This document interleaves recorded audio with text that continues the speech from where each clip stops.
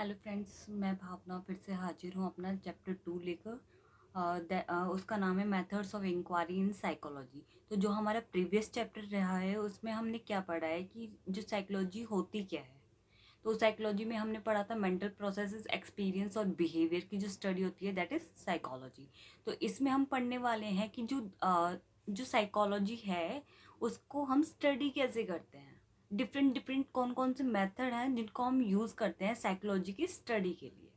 तो जो हमारा फर्स्ट टॉपिक है इसमें वो है गोल्स ऑफ साइकोलॉजिकल इंक्वायरी, कि क्या क्या लक्ष्य होते हैं, क्या क्या गोल्स होते हैं साइकोलॉजी को स्टडी करने के लिए। तो इसमें हमारे 5 गोल्स होते हैं। फर्स्ट है description, second one is prediction, third is explanation, fourth one is control and fifth one is application. जो डिस्क्रिप्शन है उसमें हम पढ़ते हैं कि एक पर्सन का बिहेवियर दूसरे पर्सन से हम कैसे डिफ्रेंशिएशन कर सकते हैं उनका, कि हम कैसे बता सकते हैं कि एक पर्सन का बिहेवियर दूसरे पर्सन से अलग है। तो हम डिस्क्रिप्शन में हम पढ़ते हैं कि एक ह्यूमन के बिहेवियर को हम जितना एक्यूरेटली डिस्क्राइब कर सकें उतना एक्यूरेटली हम करें। ठीक है। तो इससे मतलब कि क्या हेल्प मिलती है कि हम दोनों पर्सन के बिहेवियर को या फिर दो से ज़्यादा लोगों के बिहेवियर को डिफ्रेंशिएट कर पाते हैं। तो हम उनके जो डिसऑर्डर्स होते हैं उसको भी डायग्नोज कर पाते हैं। ठीक है। तो एक एग्जांपल ले लेते हैं कि दो पर्सन्स है, दोनों को गुस्सा आ रहा है। तो अगर हम नॉर्मली अगर डिस्क्राइब करेंगे तो हम कहेंगे गुस्से में है ये इंसान। लेकिन हकीकत में अगर मतलब कि हम उसको डिस्क्राइब करने लगे, अगर हम साइकोलॉजिकल वे में उसको डिस्क्राइब करेंगे तो हम मतलब कि ये सोच के चलेंगे, उसको ऐसे देख के हम ऐसे डिस्क्राइब कर सकते हैं। अगर मान लो वो गालियाँ भी दे रहा है गुस्से में, हाथापाई भी कर रहा है, तो उसको बहुत ज़्यादा एनजाइटी कह सकते हैं, पैनिक अटैक्स बोल सकते हैं, कि वो बहुत ही ज़्यादा मतलब कि एंग्री इशू उसकी बहुत ज़्यादा है। लेकिन अगर दूसरा पर्सन है वो गुस्सा तो हो रहा है लेकिन वो ओनली सिर्फ वो कर रहा है, अपना मतलब जो एंगर है जाहिर कर रहा है। तो उन दोनों में बहुत ज़्यादा डिफरेंस है। ठीक है। तो इसमें हम स्टडी की हैबिट्स के भी मतलब कि डिस्क्राइब कर सकते हैं। मान लो कि हमने दो स्टूडेंट ले लिए, उनकी स्टडी की हैबिट को हम डिस्क्राइब कर रहे हैं कि एक है पर्सन वो मतलब कि कैसे कर रहा है स्टडी, रेगुलर इंटरवल्स पे कर रहा है, अच्छे तरीके से कर रहा है, टाइम दे रहा है अपना स्टडी को। दूसरा जो पर्सन मतलब कि बच्चा है वो प्रॉपर टाइम नहीं दे रहा है। ठीक है। तो ये तो हमने कर दिया description. Second one is prediction. तो जो हमने डिस्क्रिप्शन किया है, डिस्क्राइब किया है किसी के बिहेवियर का, हम उसको बेस मान के प्रिडिक्ट कर सकते हैं। ठीक है। कैसे प्रिडिक्ट कर सकते हैं, मान लो हमें हमने जो लास्ट एग्जांपल लिया था स्टडी का बच्चों की, तो हम उससे क्या प्रिडिक्ट कर सकते हैं कि ये बच्चा प्रॉपर टाइम दे रहा है अपनी स्टडी को, इसका मतलब इसके जो मार्क्स होंगे वो अच्छे आएंगे, इसका इंटेलेक्चुअल लेवल अच्छा रहेगा क्योंकि टाइम दे रहा है। लेकिन जो दूसरा बच्चा है वो स्टडी को टाइम नहीं दे रहा है तो क्या होगा कि उसके मार्क्स कम आएंगे, वो पढ़ने में शायद उतना होशियार ना हो। है कि? इसमें हम पढ़े हैं if you study accurate behaviour then you can forecast कि किस किस कंडीशन से सिचुएशन में ये पर्टिकुलर बिहेवियर अकर होता है। तो हम जितना एक पर्सन को जितना डिस्क्राइब करते हैं, जितना ऑब्जर्व करते हैं, तो उससे हमें क्या पता चलता है, हम प्रिडिक्ट कर पाते हैं कि ये जो पर्सन है वो किस किस सिचुएशन में, किस किस कंडीशंस में ये ऐसे रिएक्ट कर रहा है। ठीक है। तो हम जितना एक पर्सन को जितना ज़्यादा ऑब्जर्व करते हैं उतना ही एक्यूरेट हमारी जो होती है प्रिडिक्शन होती है। ठीक है। नेक्स्ट वन हमारा आता है एक्सप्लेनेशन। जो थर्ड पॉइंट है इसमें आता है वो एक्सप्लेनेशन। एक्सप्लेनेशन में हम पढ़ते हैं कॉजेस की किस किस कारण से वो ऐसा बिहेव कर रहा है। ये हमने जो उसका मतलब कि जो डिस्क्राइब किया है कि एक पर्सन का बिहेवियर, तो उसके पीछे कारण क्या है, वो ऐसे क्यों रिएक्ट कर रहा है। एक पर्सन है वो बाहर जाके लड़ाई झगड़ा कर रहा है, काफी मतलब कि एंगर दिखा रहा है अपना, हो सकता है उसके घर पे उसको डांट पड़ी हो, तो ये कॉजेज हो गया। ठीक है। नहीं, अगर मान लो कि एक बच्चा बहुत ज़्यादा पढ़ाई कर रहा है, तो वो ऐसा क्यों कर रहा है, हो सकता है कि उसको मतलब कि उसके पीछे उसका मोटिवेशन हो, इंटरनल मोटिवेशन हो सकता है, आउटर मोटिवेशन होता है कि मुझे मतलब कि इतना पढ़ाई करूंगा तो मुझे ये गिफ्ट मिलेगा अगर मेरे मार्क्स अच्छे आते हैं तो। ठीक है। तो कॉजेस की हमने इसमें स्टडी करनी है कि कौन कौन से फैक्टर हैं जिसके कारण ऐसा बिहेव हो रहा है। ठीक है। अगर एक चिल्ड्रन है, एक बच्चा है जो क्लास में अटेंटिव नहीं है, तो किन किन रीजंस की वजह से नहीं है। हो सकता है कि उसके घर पे कोई इश्यूज, पर्सनल इश्यूज चल रहे हो, जिसकी वजह से वो क्लासेस में अटेंड नहीं कर रहा है या अटेंटिव नहीं बैठ पा रहा है, ठीक है, उसके मार्क्स अच्छे नहीं आ रहे हैं। तो हो सकता है कि वो भूखा भी हो, तो अगर पेट शांत नहीं होगा तो वो कैसे स्टडी करेगा। तो इसमें काफ़ी सारी चीज़ें आती है कि अगर जब हम इसको एक्सप्लेन करने बैठते तो हम इसमें करते हैं cause and effect relationship explanation में। Okay, fourth one is control. तो कंट्रोल हम क्या क्या चीज़ कर सकते हैं, इसमें तीन चीज़ें आती है जो हम कंट्रोल कर सकते हैं कि किसी का भी बिहेवियर को हम तीन तरीके से कंट्रोल कर सकते हैं। या तो हम उसको, अगर बिहेवियर उसका अच्छा है, एक पर्सन है जो अच्छे तरीके से स्टडी कर रहा है, तो हम उसको एज इट इज़ रहने दें कि उसके बिहेवियर में चेंज करने की ज़रूरत नहीं है। सेकंड, कि अगर एक बच्चा है जो स्टडी मतलब कि कम कर रहा है, तो हम उसको मतलब कि मोटिवेट करके या किसी भी टाइप से उसको एनहेंस करें, उसकी जो ये स्टडी का जो बिहेवियर है उसको हम एनहेंस करें कि हाँ भी ये बच्चे ज़्यादा स्टडी कर पाए। फोर्थ वन, अगर कोई गुस्सा कर रहा है, एंगर इश्यूज है किसी के, तो हम उसको कैसे रिड्यूस कर सकते हैं। ठीक है, तो इसमें तीन चीज़ें आती हैं कि एक चीज़ को हैपन होने देना अगर वो सही हो रही है, तो दूसरा, अगर वो ठीक नहीं हो रहा है तो उसको रिड्यूस करना, और अगर अच्छा हो रहा है तो उसको और अच्छा भी कर सकते हैं, तो एनहेंस करना। ठीक है, अगर हम स्टडी की बात करें तो इसमें हम मतलब कि अगर अच्छी नहीं हो रही है स्टडी, तो हम उसको मोटिवेट करके उसको इम्प्रूव करवा सकते हैं। अगर वो ठीक कर रहा है तो उसको एज इट इज़ रहने दें। ठीक है, अब अगर वो मतलब कि नॉर्मल कर रहा है तो उसको एनहेंस भी कर सकते हैं, है कि नहीं। नेक्स्ट हमारी आता है एप्लीकेशन। एप्लीकेशन में हम पढ़ते हैं कि जो फाइनल गोल होता है साइंटिफिक स्टडी का, वो होता है मतलब एप्लीकेशन करना। इसमें क्या करते हैं हम कि जो पॉजिटिव चेंजेस आए हैं, तो वो पीपल्स की लाइफ में उसको अप्लाई करना है। हमने साइकोलॉजिकल इंक्वायरी कर ली कि ऐसे ऐसे करने से ऐसे ऐसे हो रहा है, लेकिन हम उसको अप्लाई करना है कि जो हमने किया है, कंट्रोल करने की कोशिश की है बिहेवियर को, या एनहेंस करने की कोशिश की है, वो सच में हुआ है या नहीं हुआ है, ये हम एप्लीकेशन में देखते हैं। ठीक है, जैसे आजकल योगा और मेडिटेशन है, वो पीपल्स की लाइफ को हेल्प करने में काफ़ी हेल्प करती है। ठीक है, तो हम इससे क्या कर सकते हैं, इंक्रीज कर सकते हैं, पीपल्स की लाइफ को इम्प्रूव कर सकते हैं। ठीक है, नेक्स्ट हमारा आता है steps in conducting scientific research. ये है हमारा next topic, steps in conducting scientific research. ठीक है, तो किसी भी स्टडी को करने के लिए, किसी भी साइंटिफिक रिसर्च के लिए कुछ स्टेप्स बहुत ज़रूरी होते हैं। तो उसमें आता है, फर्स्ट आता है ऑब्जेक्टिविटी। किसी भी साइंटिफिक स्टडी के लिए ऑब्जेक्टिविटी बहुत ज़रूरी होती है। ऑब्जेक्टिविटी होती है कि अगर दो पर्सन एक टेबल को मेजर कर रहे हैं, अगर सेम इंच टेप है उनके हाथ में, तो वो सेम रिजल्ट लाएं, ना कि अलग अलग लाएं। ठीक है, ये होती है ऑब्जेक्टिविटी। नेक्स्ट हमारा आता है सिस्टमेटिक प्रोसीजर को फॉलो करना, कि अगर हम साइंटिफिक रिसर्च कर रहे हैं तो सेकंड हमारी चीज़ होनी चाहिए कि हम एक सिस्टमेटिक प्रोसीजर फॉलो करें। ठीक है, इसमें क्या क्या इंक्लूड होता है ये मैं आपको बाद में बताऊंगी। इसके बाद है जो थर्ड स्टेप है वो है कि कंक्लूजन ड्राइव करना, कि एनालाइज करना। ठीक है, और फोर्थ वन होता है कि उस कंक्लूजन को रिवाइज करना। ठीक है, तो फर्स्ट हमारा ऑब्जेक्टिविटी हो गया कि अगर दो पर्सन एक चीज़ को सेम तरीके से कर रहे हैं तो वो सेम रिजल्ट दें। सेम स्टडी कर रहे हैं, सेम टॉपिक पे कर रहे हैं, तो वो सेम रिजल्ट दें।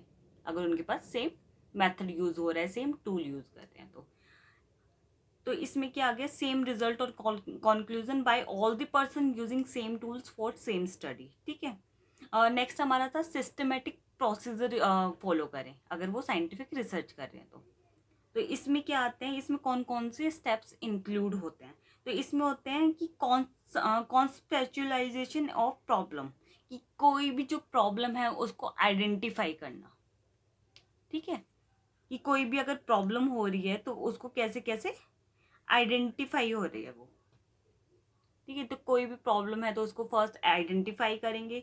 आइडेंटिफाई करने के बाद हम क्या करेंगे, उसको उसमें हाइपोथेसिस बनाएंगे कि ये क्या सही है क्या गलत है, उसको प्रूव करने के लिए। फिर हम हाइपोथेसिस को प्रूव करेंगे। अब हाइपोथेसिस क्या होती है, हाइपोथेसिस एक जनरल स्टेटमेंट होती है जो हम मतलब कि ये सपोज करके चलते हैं कि कॉज एंड इफेक्ट रिलेशनशिप बताने के लिए कि ऐसा करेंगे तो ऐसा होगा, ठीक है, कि चाय पीने से नींद उड़ जाएगी या नींद खत्म होती है।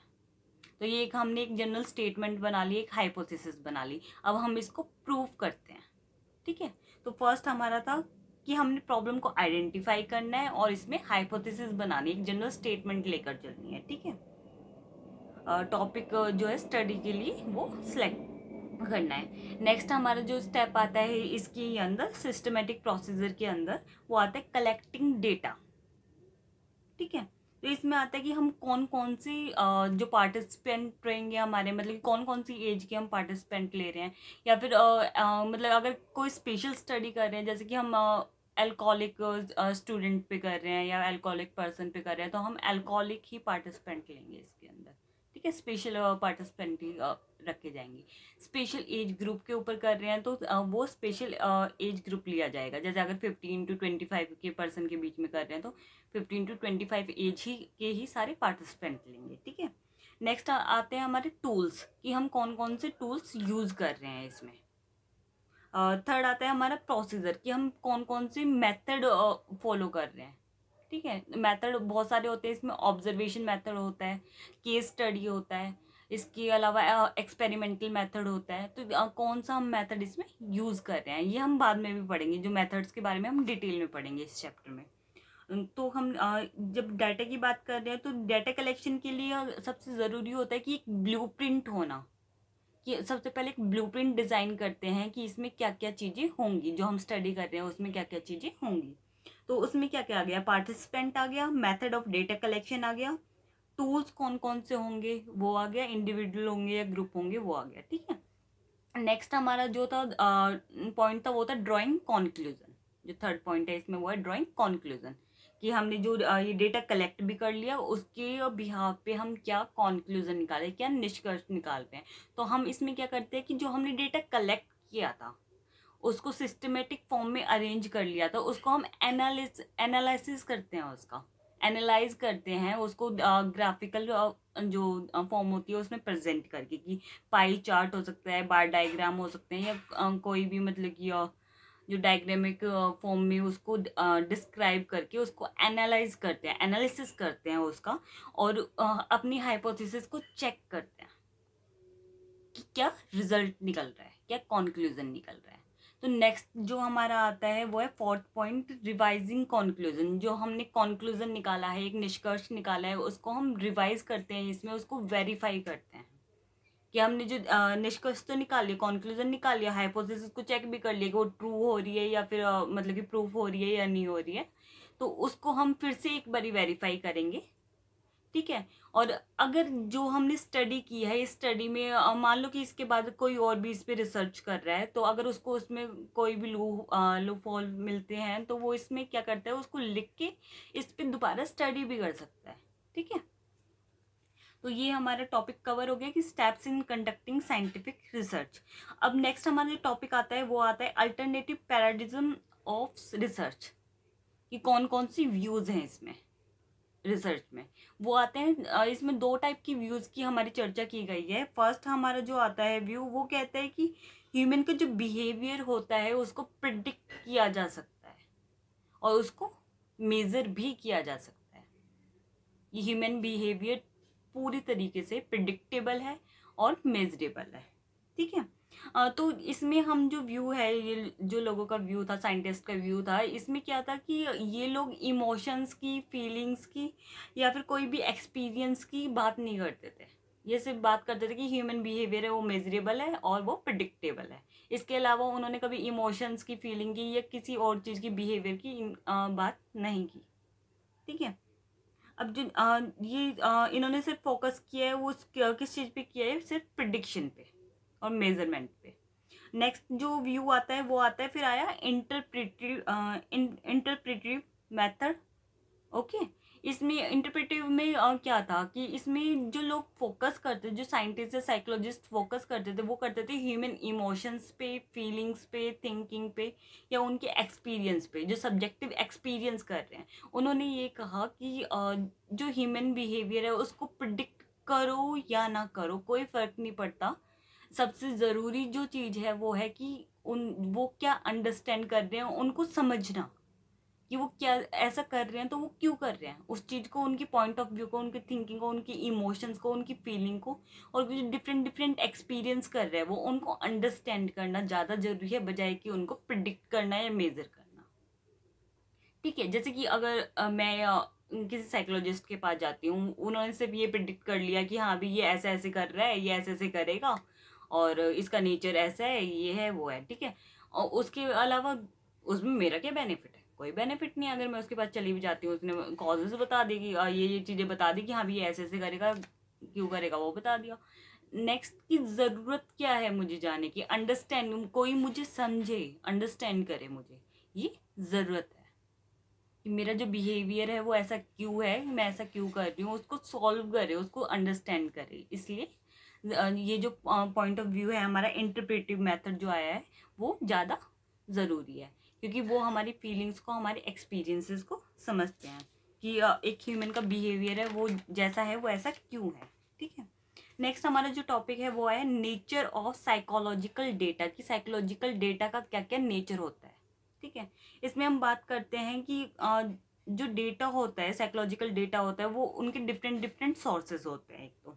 ठीक है, और डिफरेंट डिफरेंट सोर्सेज से हम डिफरेंट डिफरेंट चीज़ें कलेक्ट करते हैं, जिसको हम साइकोलॉजिकल डेटा कहते हैं।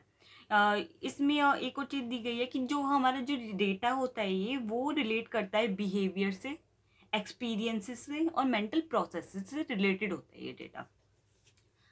थर्ड वन की जो जो मेथड होते हैं इसमें डेटा कलेक्शन के, या कैरेक्टरिस्टिक होती है जो पार्टिसिपेंट की, वो क्वालिटी पे, डेटा की क्वालिटी पे निर्भर करती है।